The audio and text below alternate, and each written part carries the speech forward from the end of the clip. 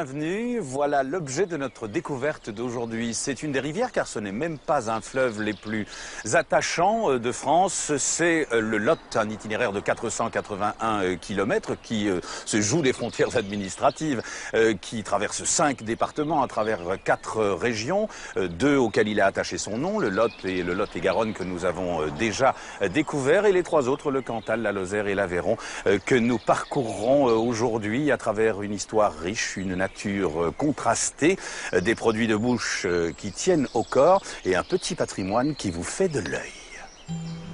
Des écrivains se sont épris du Lot.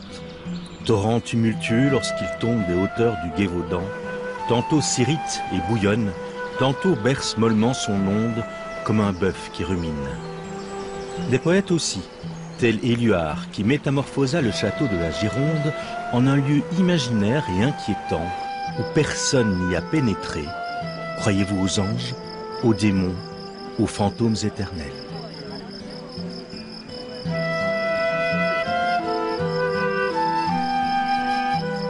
Bien, je suis en compagnie d'une mémoire encyclopédique cordiale et vivante du Lot et de sa vallée. C'est Daniel Croze, qui est docteur en histoire, qui est ancien journaliste, écrivain, romancier, qui sait tout de la rivière sur laquelle nous naviguons et sur laquelle on navigue depuis quand, au fait, Daniel? Depuis plusieurs siècles, depuis au moins le XIIIe siècle, puisqu'en 1219, on sait que les évêques et les comtes de Cahors ont ordonné les premiers travaux pour rendre la rivière plus navigable que ce qu'elle n'était. De tout temps, le Lot fut utilisé pour le transport des marchandises. De la montagne vers Bordeaux, le vin et les denrées alimentaires, le bois d'œuvre et le charbon, et alors remonte tout ce que peut fournir l'entrepôt colonial bordelais. Quand s'est-elle interrompue ou arrêtée carrément cette navigation sur le Lot? Alors, de grands travaux ont été faits des années 1840 à 1860. Le Lot a été quasiment rendu navigable à la veille de l'arrivée du chemin de fer. C'est arrivé dans les années 1858-60. Et puis la navigation progressivement a perdu de l'intérêt puisque le chemin de fer était le concurrent le plus sérieux. En 1926, la rivière a été déclassée et la navigation est morte de sa belle mort. Alors aujourd'hui, on essaie de manière beaucoup plus sécurisée, il faut le dire, de relancer la navigation de loisirs uniquement sur la rivière. Et avec des bateaux flambant neufs comme celui-ci. Absolument, puisque ce bateau a à peine 2 mois, donc il est tout jeune et tout neuf. Et puis il permet finalement à tout le monde de se remémorer ce qu'a pu être le temps où on naviguait sur le Lot avec ses gabarres. Le parcours nautique longe le village de la Vinzelle. 15 habitants, 20 000 touristes par an et une cloche de 1250 kilos. Celle-ci insupportait les dévotes bigotes. Elles obtinrent qu'on déplace le bourdon dans une tour, sur le rocher, voisin de l'église. Cette singularité s'ajoute au charme évident de ce petit bourg, et le panorama au-dessus des toits de Lauze, la pierre plate de schiste, est de toute beauté.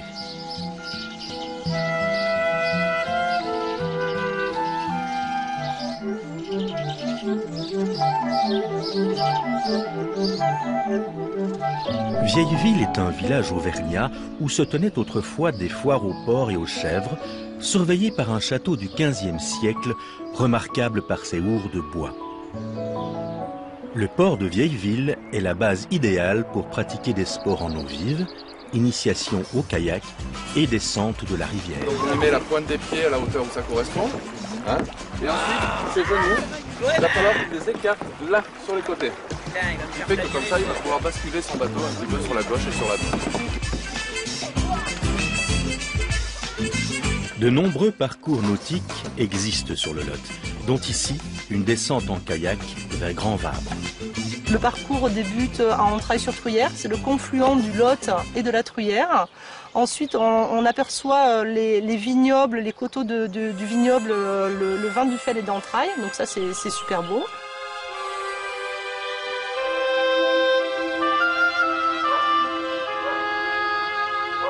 Après on passe, il y a une petite tour, la petite tour de Montarnal, pas très loin. Et après on arrive Grand Vabre qui est pas très loin de Conques. Voilà. Et après on peut continuer jusqu'à Bordeaux comme ça. C'est vraiment un parcours familial. On peut le faire en famille. On part soit pour 10 ou soit pour 20 km. C'est une rivière en fait qui est vraiment accessible à tous. On peut le faire à partir de 5 ans, vous voyez. Donc il y a un parcours 5 ans et l'autre 8 ans. Alors là, on a la chance d'avoir beaucoup d'oiseaux en fait. On a les hérons, les canards, on a des petits rapaces comme les milans. Le plus formidable, c'est le martin pêcheur. On le reconnaît parce qu'il est bleu. Il y a les cinques. Enfin, c'est vraiment diversifié. C'est le paradis de la nature.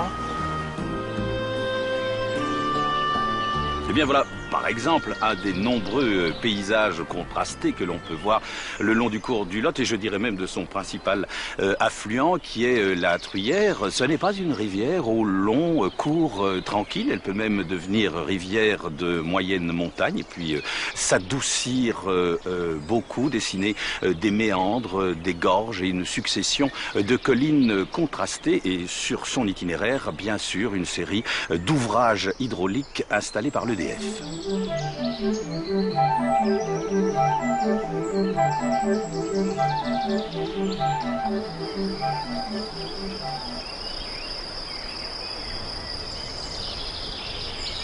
Dès la préhistoire, le Lot a été, je dirais, une voie de pénétration naturelle pour les hommes, pour les marchandises, d'où évidemment les enjeux stratégiques qui se sont développés ici à travers l'histoire.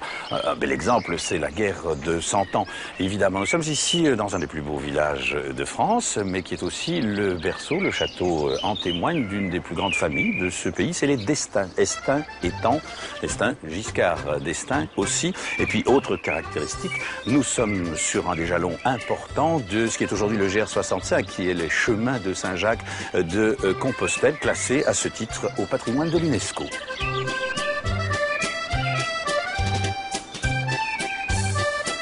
Il y a d'autres raisons que de venir à Estaing, autre que de voir Valéry Giscard d'Estaing.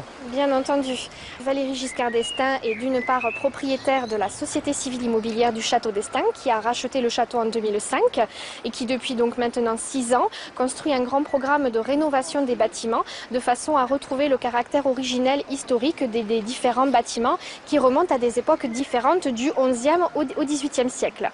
Et l'autre point en fait de rattache au village d'Estaing, c'est que l'aïeul de Valéry Giscard d'Estaing, son arrière-grand-mère, était la cousine du dernier comte d'Estaing, l'amiral Charles-Henri d'Estaing. Le village se découvre notamment dans le cadre d'un pèlerinage. Nous sommes ici sur le chemin de Saint-Jacques de Compostelle. Donc Estaing est une des étapes sur ce chemin qui part du Puy-en-Velay et notamment la possibilité de découvrir les ruelles médiévales qui vont jusqu'à la période de la Renaissance et notamment également le château qui se visite. Donc c'est une des possibilités de découverte. Il y a également de nombreux chemins de randonnée au départ d'Estaing qui permettent de découvrir les coteaux, le nouveau vignoble d'Estaing, à savoir que nous sommes ici sur le vignoble AOC Estaing qui couvre 3 communes dont celle d'Estaing.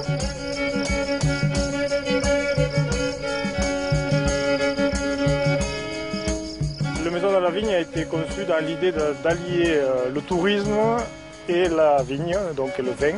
C'est une vitrine du pays, un peu de l'image du pays, et puis après une partie derrière qui est vinification, qui est une cave coopérative. Alors là, nous sommes dans du gamay, donc ce sont des plants de gamay. Voilà, ils ont fleuri, donc on voit des raisins qui sont de la taille de petits plomb de chasse. Comment qualifier votre vin ? On peut dire qu'il est agréable à boire, fruité. C'est un vin de soif, comme on dit. Et c'est vrai que ce n'est pas un vin de très grande garde, mais dans les rouges, on peut aller jusqu'à une dizaine d'années, facile. Et donc les rosés, ça va boire plus facilement, plus rapidement, ainsi que le blanc. Il y a la nature du sol, c'est un sol calcaire ici, très riche en argile. Et après, c'est l'exposition, on est plein sud, et avec des terrasses, ça favorise l'ensoleillement et donc une bonne maturité des raisins. Et ici, le vin, ça sera bientôt une appellation contrôlée. Ça sera l'AOC Estaing, rouge, blanc et rosé.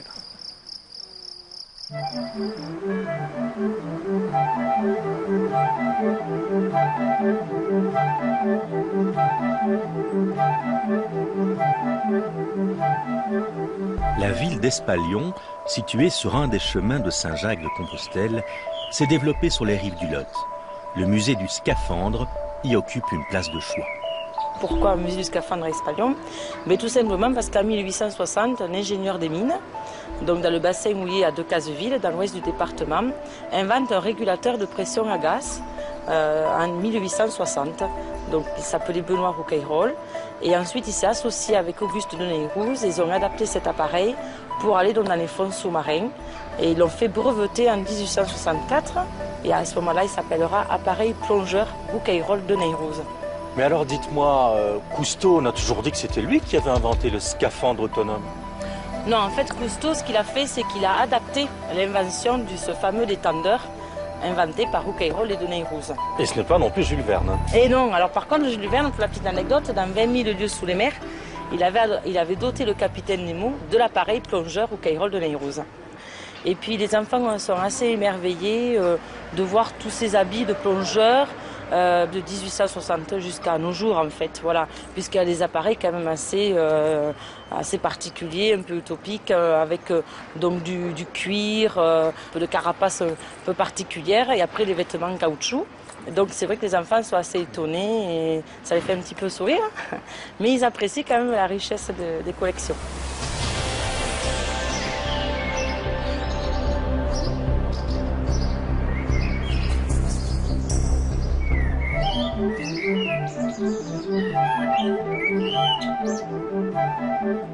Le design de la manufacture des forges de l'Aïeul fut confié à Philippe Starck.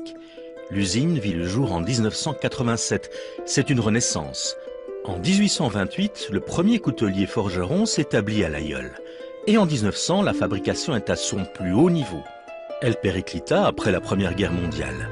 Aujourd'hui, la gamme l'Aïeul fait appel aux plus grands architectes, designers et créateurs de mode. À la forge, l'acier T12, produit en exclusivité pour l'Aïeul, est amené à la couleur rouge cerise, puis forgé.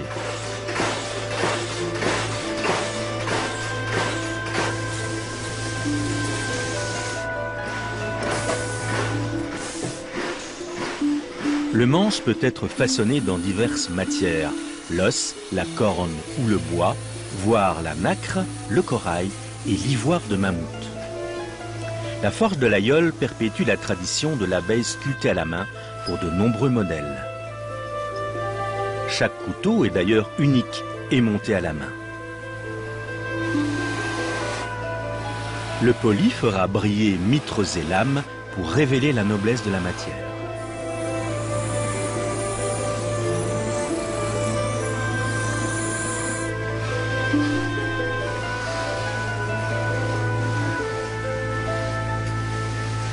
Virgilio, vous faites de tout type de couteaux. Quels sont vos couteaux préférés?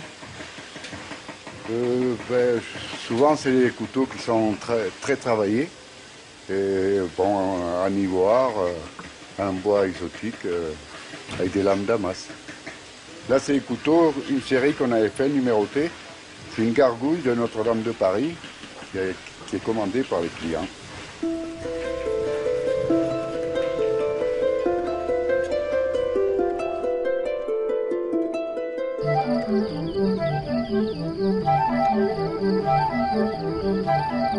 Le regretté Julien Gracq rendit un vibrant hommage aux villages et paysages de l'Aubrac. C'est comme un morceau de continent chauve et brusquement exondé. Tonsure sacramentelle austère, image d'un dépouillement presque spiritualisé du paysage. Village de l'Aubrac, à l'implantation biscornue, rempli de coins d'herbe, sans distinction précise, de placettes en talus, de ruelles étranglées.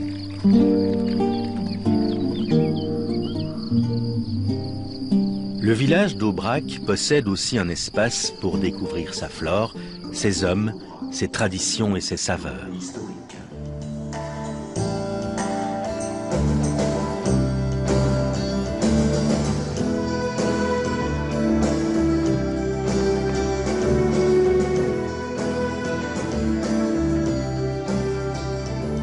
Le jardin botanique s'ouvre sur le plateau, dévoilant plantes et fleurs de la région, de pâturages, de rocailles, de sous-bois, aux noms tendres et féminins, valériane et gentiane, Véronique et pimprenelle.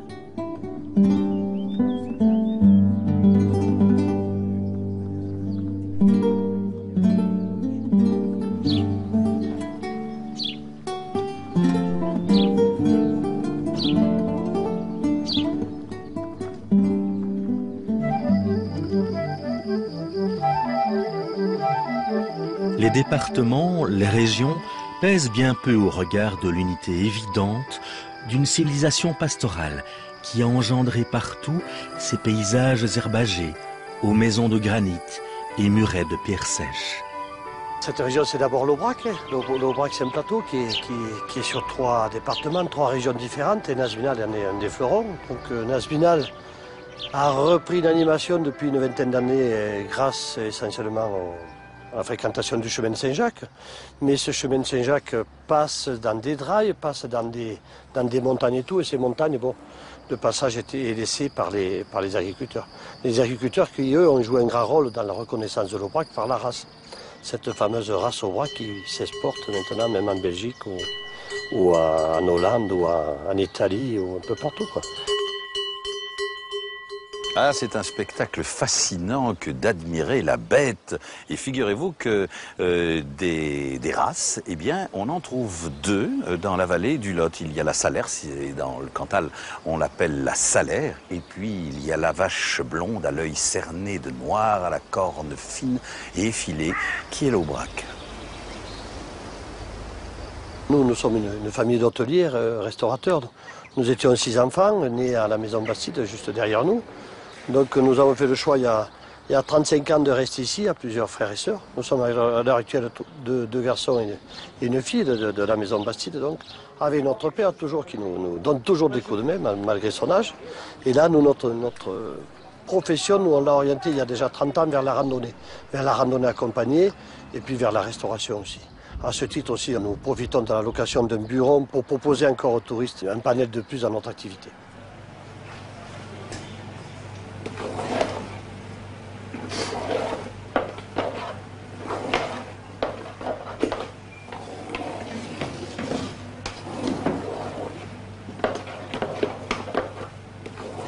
Il faut tourner longtemps comme ça? Tu vois les quantités, enfin, il faut pas arrêter de tourner pour pas que ça accroche et que la tome elle fonde complètement avec la purée. Donc ces proportions, il faut à peu près un quart d'heure, 20 minutes. Les origines de l'aligot se perdent dans la nuit des temps. La légende de ce plat emblématique est liée aux pèlerins qui frappaient aux portes des monastères en demandant quelque chose, aliquod en latin. On leur donnait un bout de pain, un peu de fromage, la pomme de terre remplaçant ensuite le pain dans la recette. Voilà, messieurs, dames, bon appétit. Merci. Alors la gastronomie du pays, c'est quoi? Ben, la gastronomie du pays, c'est ce que nous avons dans notre assiette. Tu as là de l'aligot, qui est donc le plat traditionnel à base de purée de pommes de terre et de fromage. Et puis la rétortilla. Et puis avec ça, donc, on vient manger dans les bureaux le célèbre pavé de bœuf, de la viande d'Aubrac, c'est un AOC, ou alors de la saucisse. Là, vraiment, on a un échantillon parfait de ce qu'on peut déguster. Rétortilla. La randonnée prend toute son évidence dans une ruralité préservée dans son modelé ancestral et son petit patrimoine, dans ces espaces vierges et changeants qui donnent toute la saveur à la balade. La qualité randonnée, bon, c'est quand même la flore, la faune, ces fameuses drailles, ce pays entretenu, ce pays de nulle part, un petit peu où on voit toujours très loin, avec des couleurs extraordinaires quand même. Donc ce pays repose sur notre authenticité. Et donc on se retrouve dans l'Aubrac, on se retrouve face à soi-même. Et je crois que c'est un peu aussi le but des pèlerins sur le chemin de Saint-Jacques, se retrouver face à soi-même. Allez, deuxième plante qu'on peut goûter de la matinée. Donc du coup, c'est cette fougère. Hein. Ok. Tac, c'est celle-là. À ne pas confondre, parce que du coup, il y a d'autres fougères là-haut qui sont plutôt... attention, toutes les plantes ne se mangent pas. Ça, c'est les bâtons de réglisse que tu faisais quand tu étais gamin, quoi. Qui c'est qui veut goûter c'est une vieille herbe. Tu veux bien? Tiens. Ça va te faire passer le goût de la chanson. Ah oui, tu verras. Très bon. Si tu pars à la découverte de la nature, comme un touriste aux vacances forcées à date fixe, tu risques de ne jamais la trouver. La nature se mérite par son parfum des herbes sauvages, ses gentianes en fleurs et ce chant lancinant du coucou dans la plaine. Avant de te mettre en route, il te faudra te débarrasser de tout ce qui te pèse, te tracasse, te rend aveugle. Il te faudra t'affamer de silence, de solitude, d'amour simple. Il te faudra te fondre dans les habits du pèlerin, préparé pour une nouvelle quête. Alors, la nature t'ouvrira les bras, les chemins glisseront sous tes pas, les cloches te salueront, Le vent chuchotera ton nom et tu retrouveras, enfin, une paix et un art de vivre que tu croyais à jamais oublier.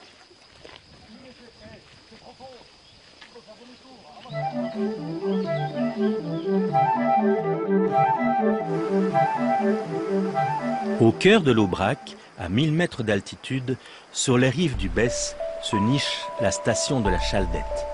Le climat est pur et l'eau thermale captée en profondeur est riche en éléments minéraux adaptés à divers traitements et remises en forme.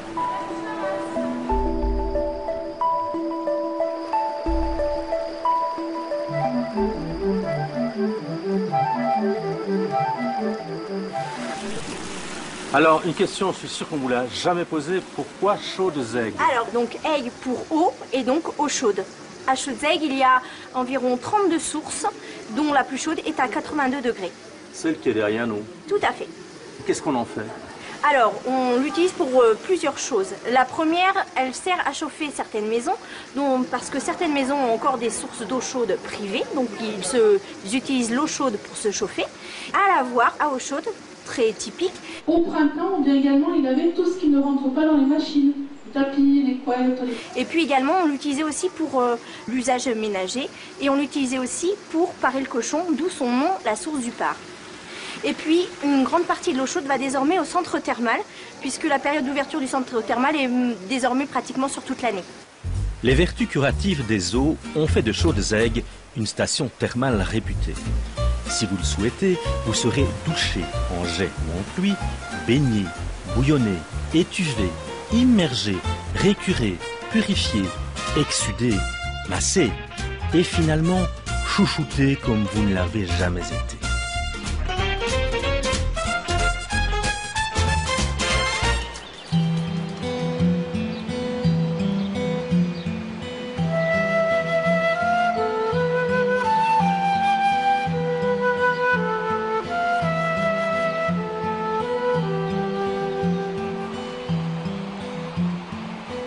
Encore un dernier regard en guise d'adieu au Lot, qui de très grosses rivières à certains endroits peut être un ruisseau paisible et romantique et souvent, sinon toujours, poissonneux.